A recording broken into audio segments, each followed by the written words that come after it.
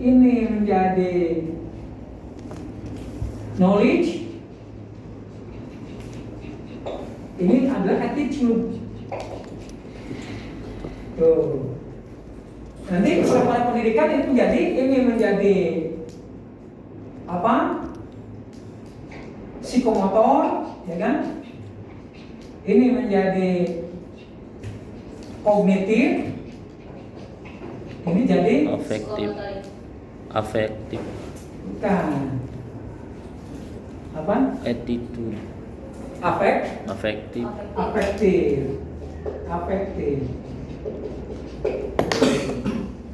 Jadi ini manusia itu isinya ini, gitu. Ininya adalah afektif, ya kan? Ini tangan dan kakinya ini menjadi psikomotor. Ini isi kepalanya kognitif. Maka yang disebut dengan kecakapan hidup itu, life skill, kecakapan hidup itu adalah gabungan antara kognitif dan gitu. Jadi kalau yang disebut dengan kecakapan hidup itu adalah seseorang siswa kita telah memiliki kecakapan hidup kalau apa yang kita lakukan itu berdasarkan dorongan ilmu, dorongan hati, dan benar pelaksanaannya, baru namanya kecakapan hidup. Kalau life skill. Bisa jadi ilmunya oke, tapi nggak praktek. Nah itu belum memiliki kecakapan hidup tuh. Baru sebagian ilmu saja.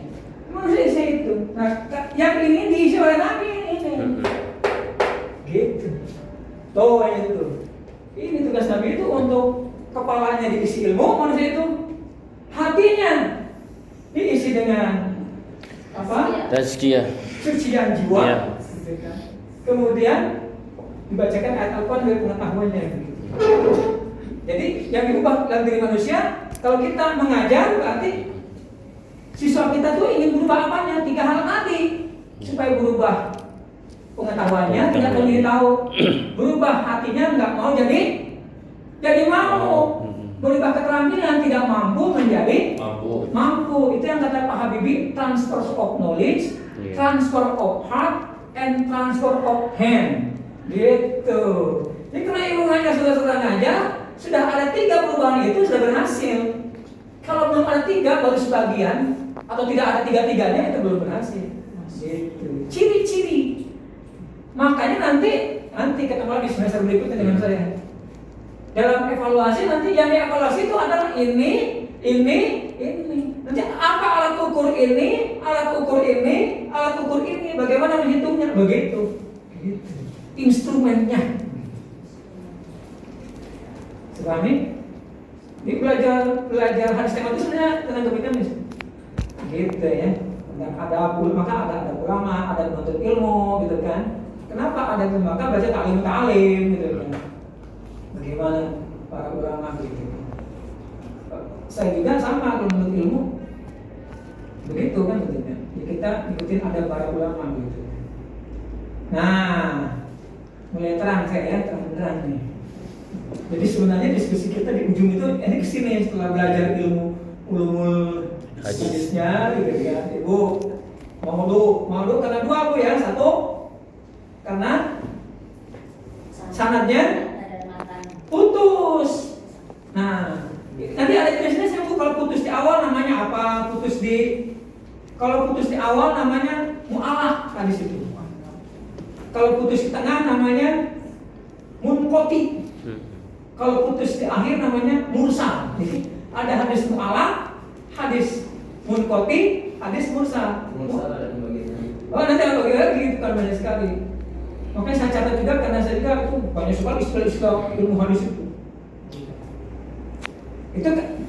Itu yang menyebabkan hadis itu doib, bukan mawdhu', doib. Nanti doibnya, derajat doibnya, doib diamalin apa doib kagak bisa diamalin kan gitu ya.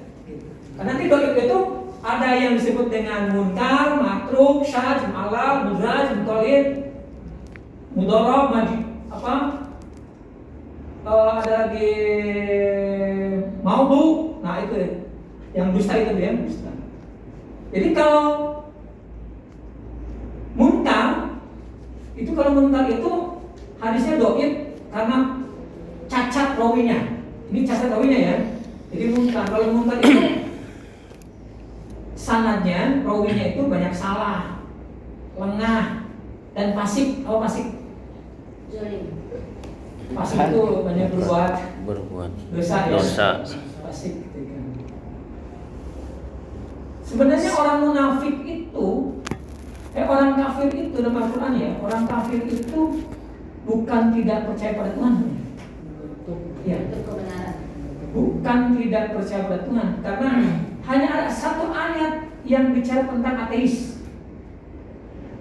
Wa ma yuhlikunna illa dahar. Tidak ada yang membinasakan kami orang-orang ateis itu illa dahar, kecuali waktu. Jadi dalam Quran yang nggak percaya sama Tuhan itu hanya disebut ayat bahwa orang-orang ateis itu mereka tidak percaya bahwa mati itu oleh Tuhan, bukan. Mati itu persoalan waktu. Gitu. Seperti meja ini rusak, persoalan waktu, lama keropos. Laptop lama rusak. Jadi musnahnya manusia itu apapun kata orang ateis dalam Al-Quran, wa ma yuhlikunna illa dahar. Tidak ada yang meninggalkan kami kecuali ada itu adalah waktu. Tuh. Tetapi kata kafir dalam Al-Quran kebanyakan bukan tidak percaya pada Tuhan, tetapi dia beribadah atau menyembah Tuhan palsu. Orang kafir itu menyembah Tuhan palsu gitu. Seperti orang musyrik gitu kan. Seperti di Mekah dulu kan apa? Patung di Ka'bah gitu kan. Itu. Jadi dia sebenarnya ingin menyembah Tuhan, cuman Tuhannya Tuhan palsu gitu kan. Tuhan yang sesungguhnya. Lalu Nabi dan Nabi itu supaya diluruskan supaya Tuhan yang benar. Tuhan yang benar. Jadi kalau tidak ada Nabi dan Rasul, maka manusia tidak akan ketemu kebenaran yang sejati. Jadi kebenarannya nanti kebenaran menurut masing-masing pribadi. Kesepakatan tadi itu. Kontrak sosial. Adat istiadat, budaya, kultur, bahkan kontrak sosial. Iya. Kontrak sosial apa? Kesepakatan bersama. Kalau tampaknya ada kontrak farming katanya. Gitu ya. Nah, jadi oke, ibu tadi hadis Nawawi itu salah satu hadis dhaif. Hadis Nawawi tadi ya? Hadis palsu. Tadi ada sejarahnya kenapa hadis palsu itu lahir, karena tadi motifnya banyak. Salah satunya motif politik ya, motif politik. Bahayanya politik itu begitu. Kalau sudah buta, orang mencintai tokohnya misalkan, maka rela membuat hadis palsu untuk membenarkan tokoh-tokohnya itu. Seperti kalau di dalam buku Ulumah itu ada raja sukanya main ngadu burung tuh kan. Iya. Terus dia membuat hadisnya benar awalnya bahwa Rasulullah itu berenang, ngajarin berenang, berkuda, memanah. Benar tuh. Tak paham dia dan ngadu burung. Nah itu.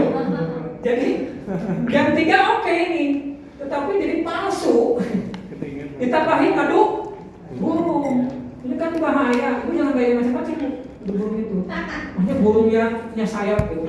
Iya.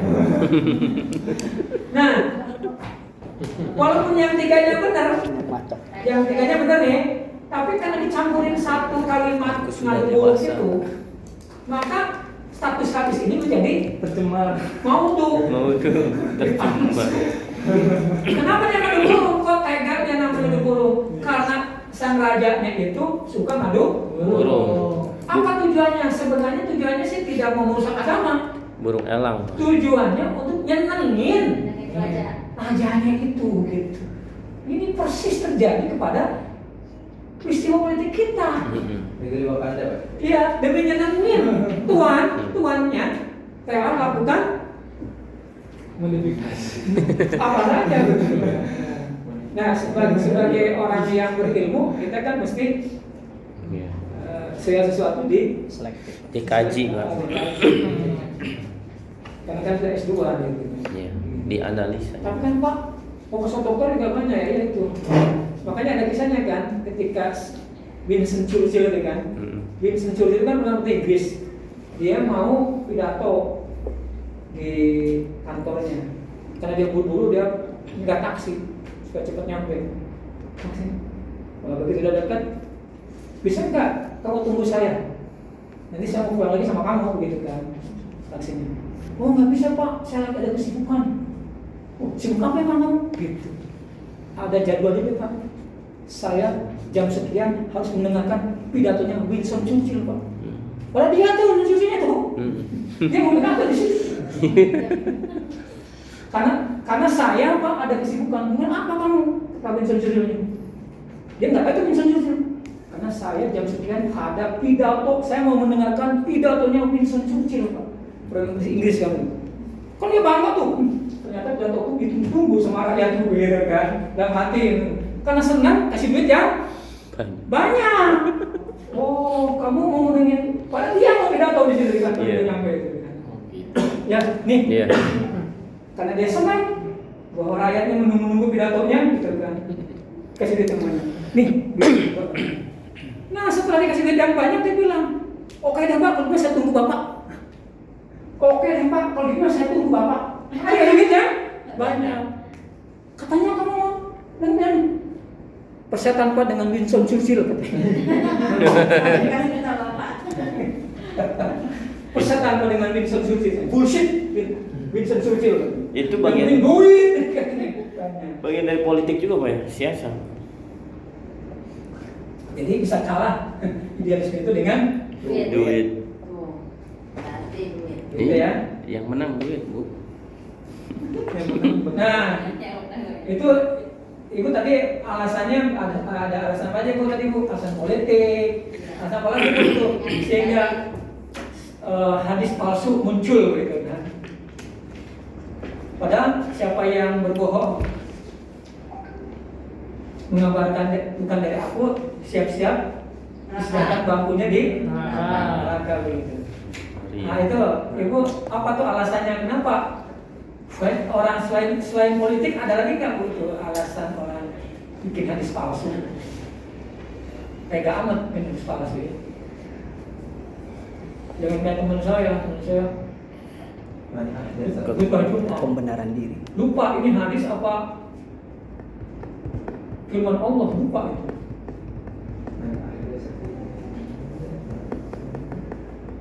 Sebagaimana firman Allah, innamal a'malu binniyat. Wah, gimana itu mah bukan sengaja tapi lupa ini firman Allah, lupa hadis.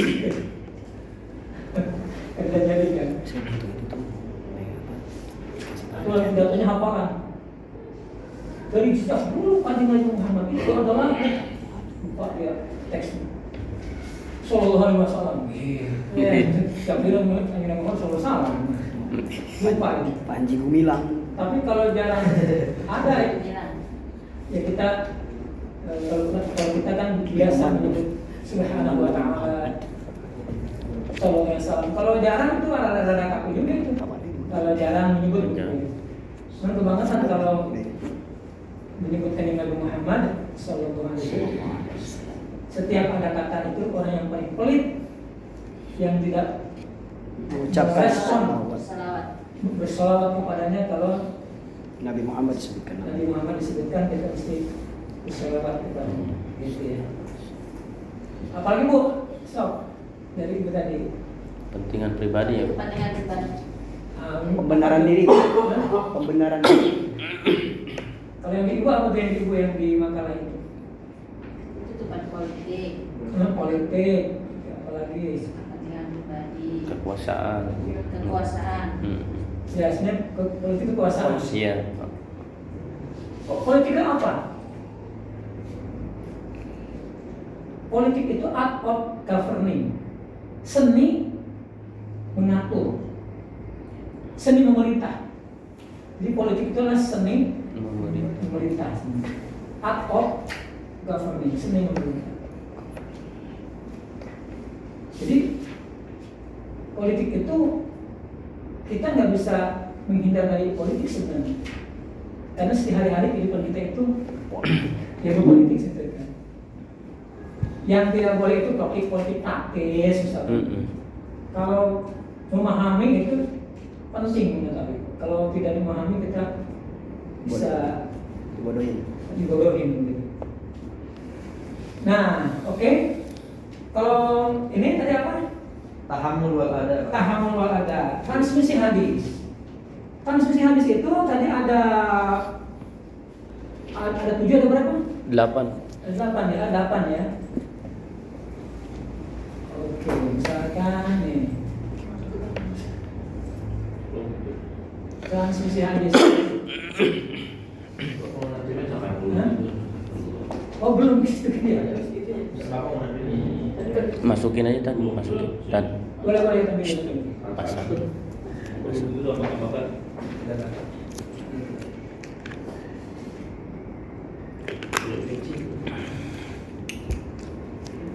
Riwayah ada ilmu riwayah. Nah kalau transmisi hadis ini masuk ke dalam ilmu riwayah apa ilmu riwayah? Riwayat. Hah? Riwayah ya, riwayah. Jadi kalau ilmu riwayah itu kan bagaimana transmisi hadis, bagaimana menyampaikan dan menerima hadis, itu ilmu riwayah. Tapi kalau riwayah itu Isinya. mengenai matan, sanad, rawi. Nah, gitu. Jadi itu aja bedanya. Jadi kalau ilmu riwayat terkait dengan transmisi, bagaimana tahammul wal ada, menerima dan menyampaikan. Tapi kalau riwayat terkait dengan bagaimana sanadnya, bagaimana matannya, bagaimana rawinya. Kalau hadis dhaif tergantung dua hal, bagaimana nyambung tidaknya sanadnya, kemudian cacat tidaknya rawi. Kalau tadi hadis sahih, hasan, dhaif, kalau sahih memenuhi 5 kriteria. Kalau hasan tidak memenuhi 5 kriteria. Kalau dhaif ya tadi putus atau cacat. Nah, keterpakaian hadis dhaif itu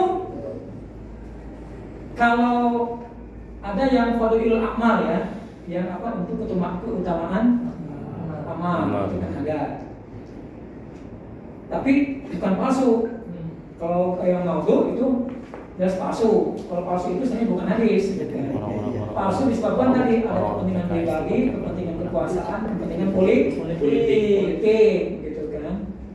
Maka kalau hadis ada hadis yang munkar, ada hadis yang matruk. Nah, apa bedanya munkar dengan matruk?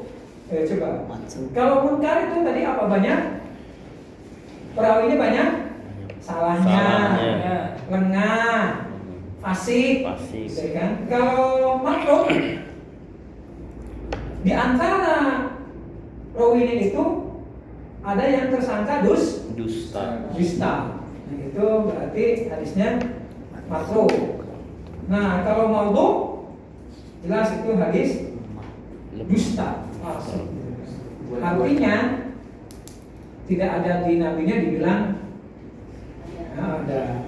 Itu muncul ketika terjadi situasi politik waktu itu ketika Bani Umayyah dan Sayyidina Ali gitu kan.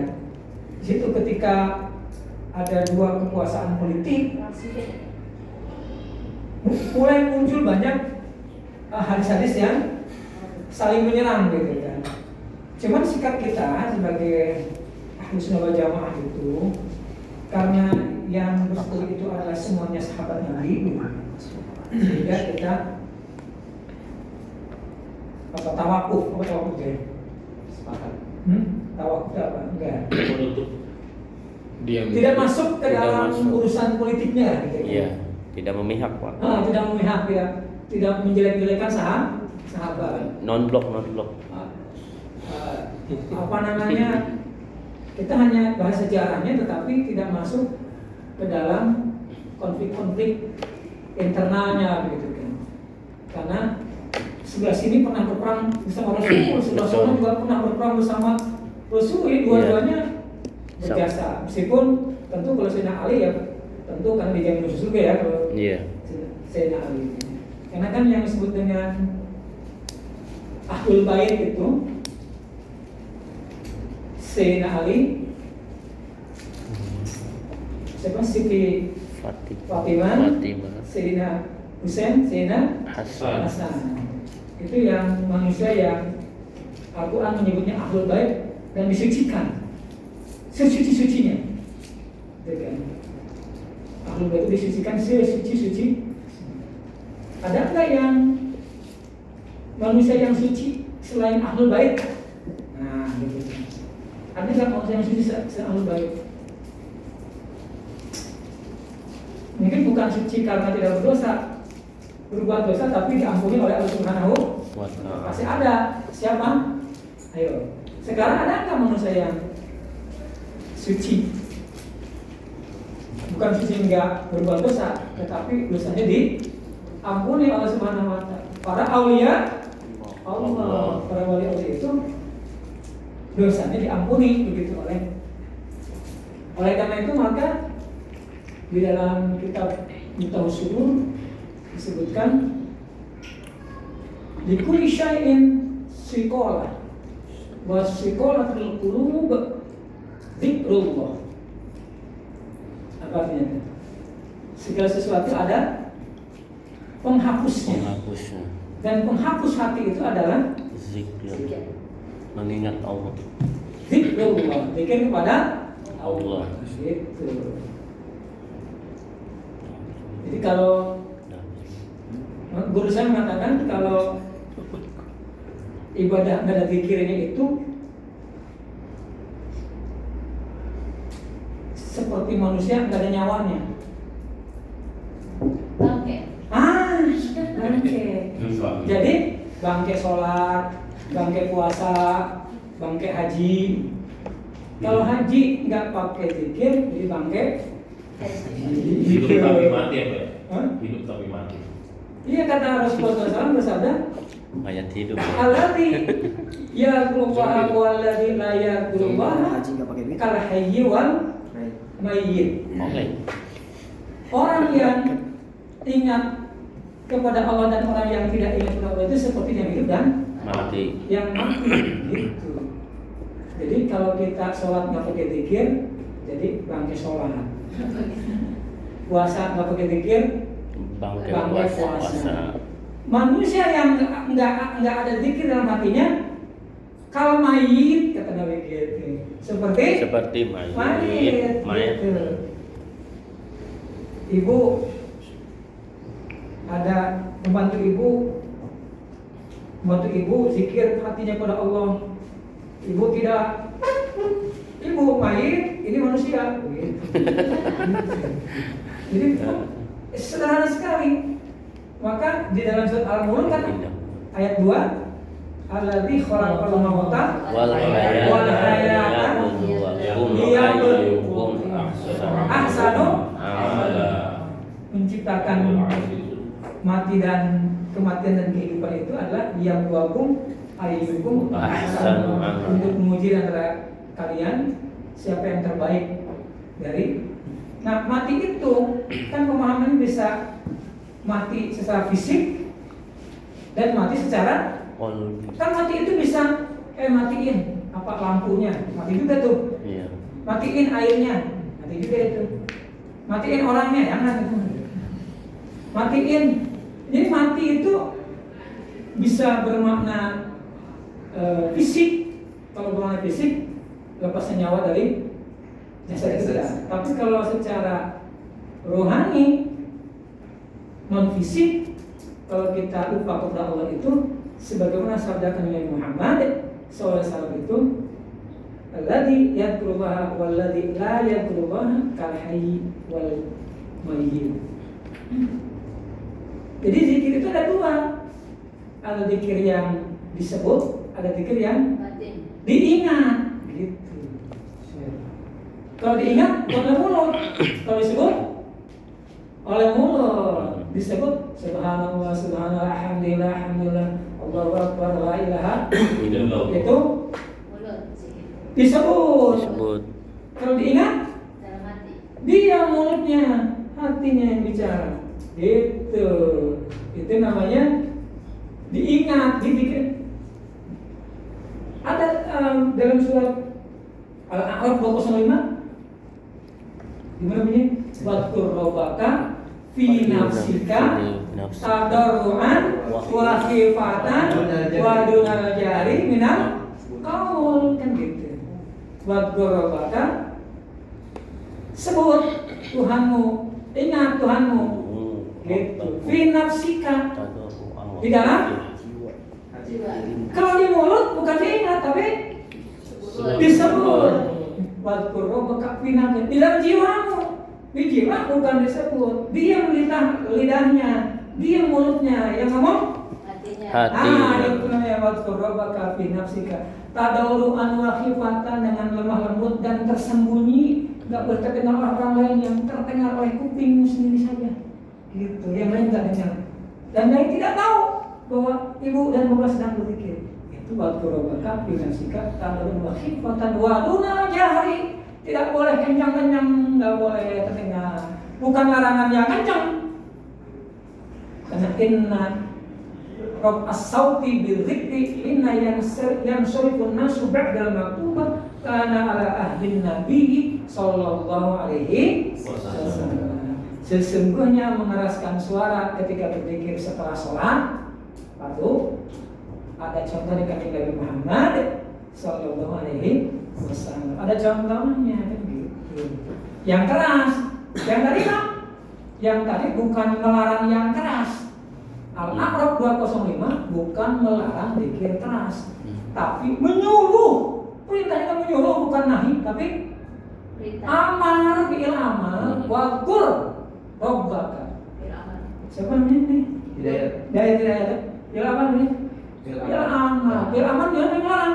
Nyuruh. Perintah. Jangan dipakai untuk melarang orang zikir keras. Dan itu mah bukan melarang, menyuruh. Perintah. Wadkur fi'il amal, wadkur rabbaka. Ingat Tuhanmu fi nafsika, di dalam batinmu, di dalam jiwamu gitu. Bukan, berarti ayat ini bukan melarang zikir keras, tapi menyuruh zikir yang diingat, bukan zikir yang diucapkan. Kalau diucapkan nggak kedengeran, bukan ngucapin namanya gitu. Saudara, Adam, oh gitu, jangan keras-keras. Adam itu zikir. Siapa yang mau dengar? Mau Amar juga nggak laku kalau suaranya nggak dikeluarin. Mau Amar ZA, Kori internasional, terus nggak boleh keras-keras baca Qurannya. Imam juga sama. Diundang.